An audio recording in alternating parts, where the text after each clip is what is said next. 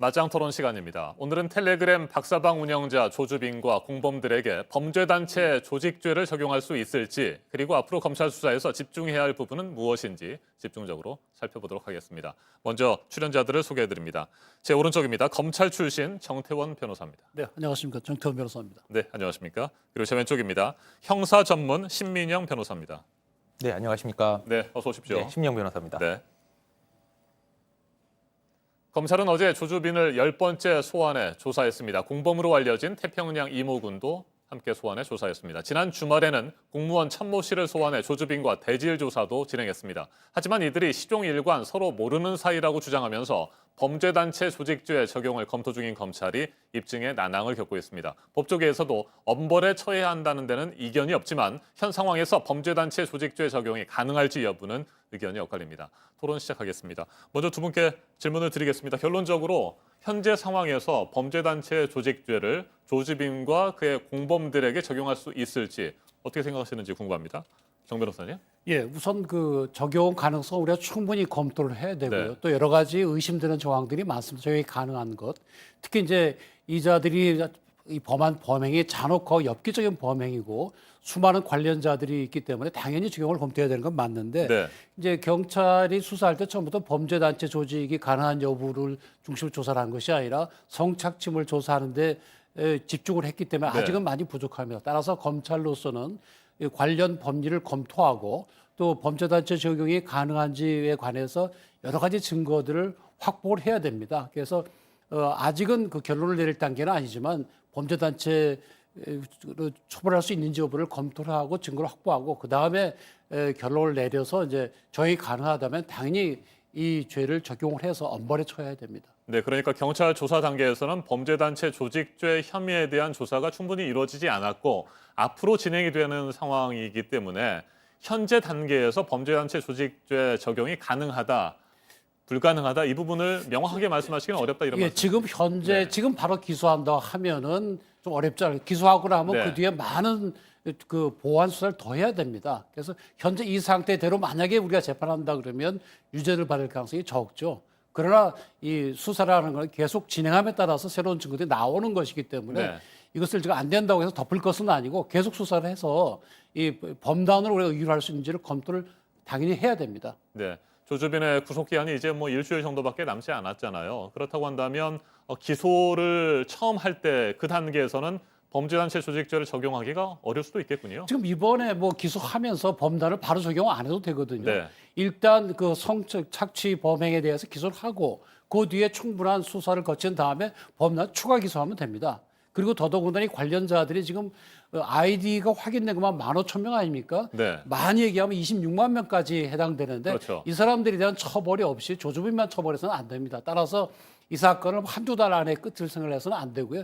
이 아이디 확인된 15,000명 중에 최소한도 1,000명 이상은 전부 엄벌에 처할 수 있도록 수사를 해야 되고 그 수사를 하다 보면 범죄단체 조직으로 우리가 의뢰 가능한 그런 여러 가지 증거들도 충분히 확보될 수 있을 것으로 보입니다. 알겠습니다. 엄벌에 처하기 위해서는 범죄단체 조직죄 적용이 필요한 상황이지만 현재로서는 아직까지 그 단계까지는 안 간 것으로 보인다 이런 말씀이십니다. 이에 대해서 신민영 변호사는 어떻게 생각하세요? 네, 뭐 정 변호사님 말씀 주셨지만 그 수사기관이 수사를 해나갈 때 죄명을 정해놓고 여기에 맞춰서 수사를 해나가는 것이 아니라 말씀하신 대로 사실관계를 찾아가다가 네. 여기에 해당되는 죄명이 무엇인가 이거를 찾아서 적용을 하는 방식으로 네. 진행을 합니다. 그래서 아직까지 뭐 수사 결과라든지 사실관계가 확정이 된 상태가 아닌 상황에서 범죄단체 조직죄나 뭐 가입죄가 적용된다 아니다라고 얘기하기는 좀 섣부른 면이 있습니다. 네. 근데 지금까지 언론에 보도된 거 이런 걸 기초해서 봤을 때 조주빈 같은 경우는 그 자신의 박사방이라고 불리는 텔레그램 엠번방 가입자들 중에서 일부에 대해서 뭐 운영진이라는 그 이름을 주고 그리고 뭐 수금이라든지 아니면 뭐 범행 일부를 나눠서 한 정황들이 있습니다. 그래서 이런 정황들을 봤을 때 그 범죄단체 조직죄 관련해서는 해서 그 범죄단체 조직죄 같은 경우 형법 114조의 그 적용 법조가 있는데 그렇죠. 그러니까 어떤 특정한 죄를 저지르기 위해서 중죄입니다. 보통 사기, 무기징역 그리고 장기 4년 이상의 이상되는 죄를 저지르기 위해서 사형이요. 네, 사형, 무기징역. 무기징역, 장기 4년 이상 그렇죠. 보통 중죄인데 이런 중죄를 저지르기 위해서 단체를 조직하거나 아니면 가입하거나 활동하는 경우를 처벌하는 조항이 있는데 아마 이런 뭐 조직적인 움직임이 있었던 측면에서 이 조주빈의 그 박사방, 조주빈을 비롯해서 그 운영진으로 불렸던 사람들의 경우에는 범죄단체 가입죄라든지 활동죄가 충분히 그 적용될 수 있는 가능성이 있다고 봅니다. 네. 현재 상태에서 조주빈에게 적용된 여러 가지 혐의들 가운데 가장 대표적인 것이 아동 청소년 성보호법 위반 혐의잖아요. 네, 맞습니다. 이 부분으로 적용하는 것과 범죄단체 조직죄로 적용하는 것과는 어떤 차이가 있습니까? 보통 그러니까 뭐 그 음란물 제작죄 같은 경우는 일단은 피해 대상인 그 아동이나 청소년이 특정이 돼야 됩니다. 근데 지금 이 N번방 사건, 박사방 사건 같은 경우는 제가 알기로는 떴다 방식으로 이제 방이 계속 그 뭐 열렸다가 닫혔다가 열렸다 닫혔다가 하는 측면이 있어요. 그래서 어떤 방에 있는 피해자랑 그리고 이 N번방 가해자가 정확하게 매칭이 안 될 가능성이 있습니다. 아하. 그래서 뭐 실제로 수사 단계라든지 아니면 법정 단계 갔을 때 이 가해자로 온 사람들이 아 나는 이 피해자에 대해서는 무관하다. 네. 난 여기에 대해서는 무죄를 뭐 주장하겠다. 이렇게 나올 가능성이 있고 만약에 피해자가 정확하게 매칭이 되지 않는다면 이 성범죄 관련해서는 무죄가 나올 가능성이 있습니다. 근데 이 범죄단체 가입죄나 활동죄 같은 경우는 특징이 뭐냐 그러면 실제로 이런 범행을 저지르지 않았다 하더라도 이 범행을 저지르기 위한 단체를 만들거나 네. 가입하는 것만으로 처벌을 하도록 할 수 있어요. 그래서 이런 뭐 점조직 형태로 일어나거나 아니면 원격 형태로 일어나서 피해자와 가해자가 매칭하기 힘든 이런 N번방 같은 사건의 경우에는 그 말씀드린 것처럼 피해자와 가해자가 매칭되지 않는다 하더라도 범죄단체 조직죄를 이용해서 처벌할 수 있는 이런 길이 열리게 되는 그런 특징이 있습니다. 네. 아동 청소년 성범죄 이와 관련한 처벌 규정의 경우에도 네, 예.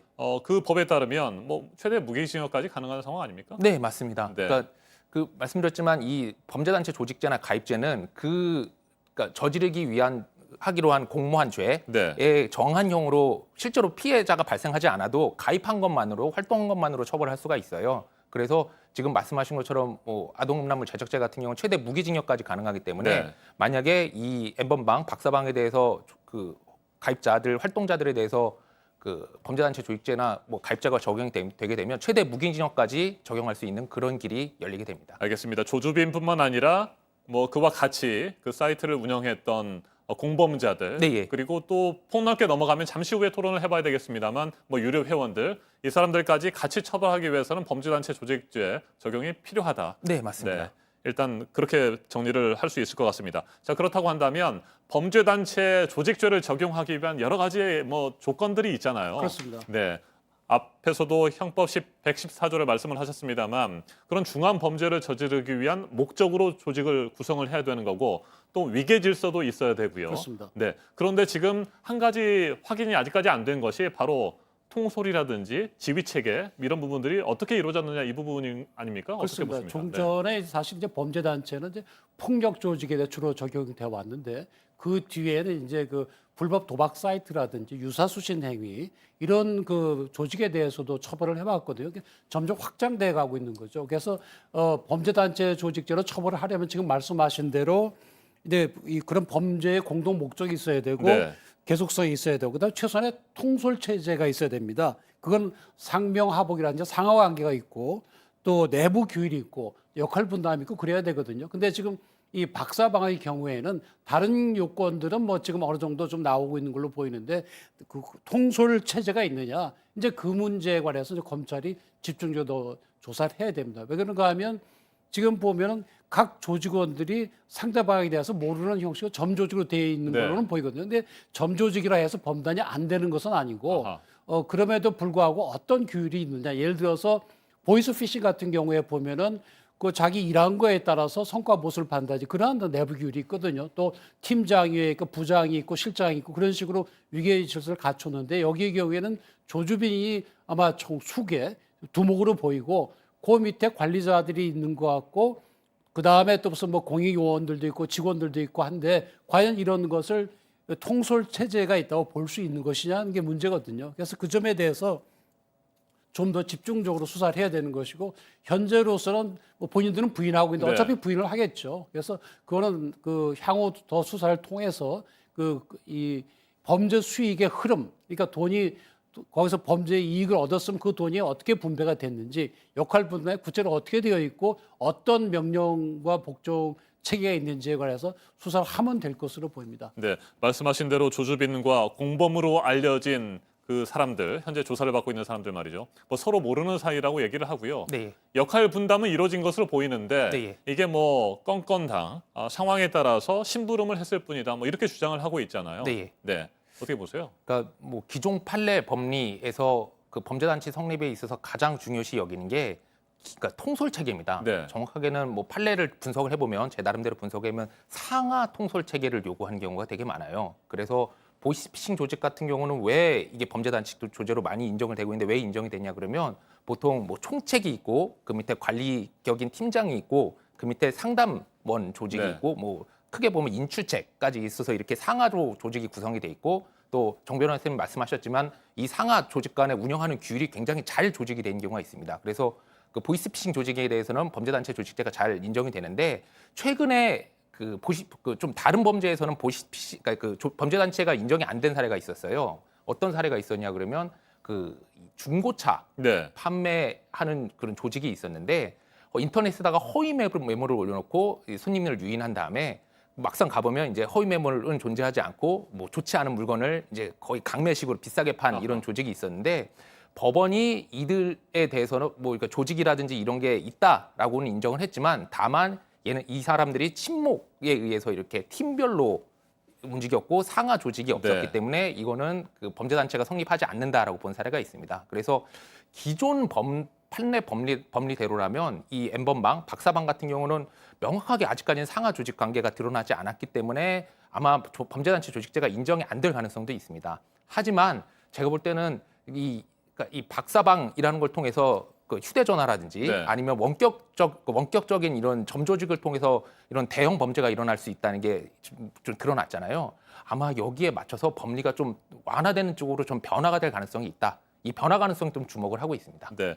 범죄 단체라고 하면 뭐 쉽게 얘기해서 조직 폭력배를 그렇습니다. 들 수 있을 것 조직 같습니다. 뭐 폭력배의 경우에 두목이 조직이 있고 왔죠. 예. 부두목이 있고 또 뭐 행동 대장들이 있고요. 그렇습니다. 행동 대원들이 있고 밑에 이런 아주 체계적인 상하 관계가 있고 지휘 통솔이 이루어져야 되는 것이고요. 그렇습니다. 또 하나 지금 주목을 해봐야 될 것이 그 범죄 수익이라는 거 있잖아요. 이 그렇습니다. 범죄 수익이 어떻게 구성원들 간에 배분이 됐느냐 이 부분도 중요할 것 같은데 그렇습니다. 어떻게 보세요? 그 아까 말씀드린 보이스피싱 조직의 경우에는 자기가 열심히 거짓말을 해서 이제 피해자를 속였지 않습니까? 네. 그럼 성과에 따라서 보수를 받는 그런 일종의 내부 규율이 있었거든요. 근데 지금 저희 박사바의 경우에 난점은 뭔가 하면 대부분의 수익은 조주빈이 가져갔어요. 그리고 그 유료 회원들 특히 이 사람들의 경우는 오히려 이용료 비슷한 돈을 냈거든요. 아하. 그래서 이것을 만약에 우리가 범죄단체 조직으로 가면 이걸 수익 분배라고 할 수 있느냐 그런 네. 또 법리적인 어려움이 있고요. 그 대신에 이제 돈 대신에 다른 뭐 이렇게 그런 그 끔찍한 그런 동영상을 보는 그런 이익을 줬다고 주장할 수도 있지만 그런 점에서는 새로운 법리 구성이 필요합니다. 종전의 판례나 이론에 의하면은 우리가 넘어야 될 장애물이 상당히 많습니다.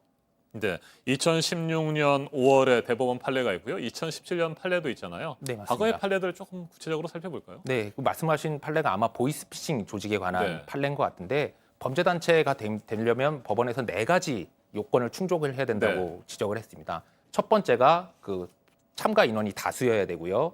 그리고 두 번째가 그러니까 계속적으로 이렇게 했어야 되고 그리고 세 번째가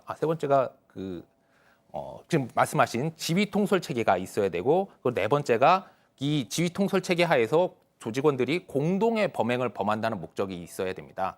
근데 보이스피싱 조직 같은 경우는 뭐 아시다시피 다수고 네. 또 말씀하신 것처럼 뭐 이게 상하 조직으로 구성된 조직 체계가 확실히 있고요. 그리고 또 그 보이스피싱 범죄라는 그 공동의 범죄를 저지른다는 그 목적이 있었고 네. 그리고 그 계속적으로 그렇게 반복적으로 진행하기 때문에 범죄 단체가 인정이 된 건데 N번방, 박사방 같은 경우는 다른 건 몰라도 말씀하신 것처럼 상하 조직이 있는지 여부는 좀 불분명하기 때문에 기존 판례 이론대로라면 범죄 단체 구성이라든지 가입이 인정 안 될 가능성은 있습니다.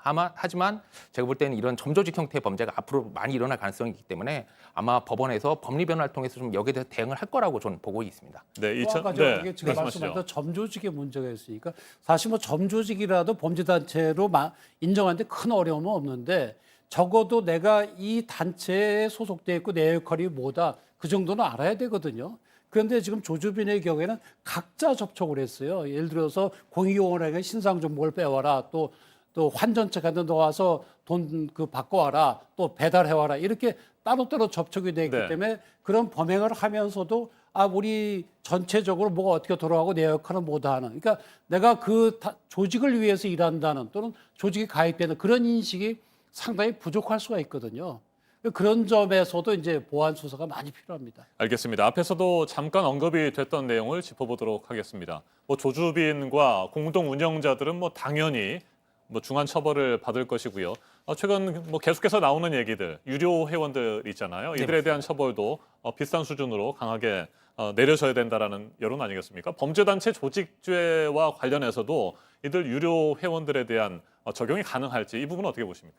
일단은 세 층위로 나눌 수 있을 네. 것 같습니다. 조주빈 본인과 그리고 조주빈이 운영자로 분류를 해서 실제로 임무 분담을 시켰던 사람들 그리고 단순 가입자 이렇게 세 개로 나눌 수 있을 것 같은데 제가 볼 때는 단순 가입자에 대해서는 범죄단체 조직죄를 적용하기는 좀 쉽지 않을 것 같습니다. 좀 이해하기 쉽게 예를 들어서 설명을 드리면 이 단순 가입자를 뭐 마약 범죄로 예를 드리면 단순 가입자들은 마약을 사거나 투약한 사람으로 볼 수 있을 것 같아요.